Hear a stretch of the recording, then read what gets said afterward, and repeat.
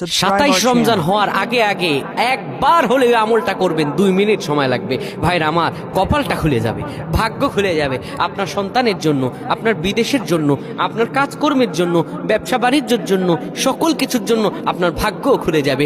আল্লাহর কসম করে বলছি, এই আমলটা যুবকেরা তোমরা পেলে শেয়ার করে দিবা। আমল না করেও সব পাবা, শুধু তোমার একটি শেয়ারে তোমার আমল হয়ে যাবে।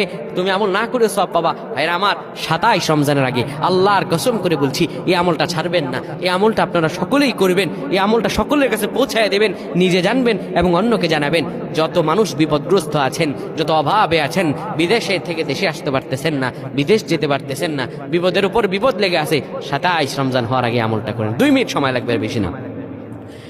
যখন ঈশার নামাজ আপনি পড়বেন, ঈশার নামাজের পরে ওযু করে নেবেন, সুন্দরভাবে পবিত্র পরিচ্ছন্ন হয়ে বিছানাটা ঝাড়ু দিবেন।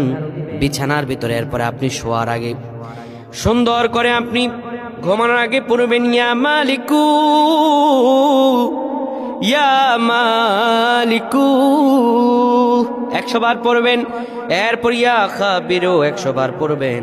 তারপর একবার দুরূদ শরীফ পড়বেন। এরপরে 2টা হাত তুলে আল্লাহর কাছে যা দোয়া করবেন, আপনার দোয়া করতে দেরি হবে, আমার আল্লাহ কবুল করতে দেরি করবেন না। আল্লাহুম্মা আমিন।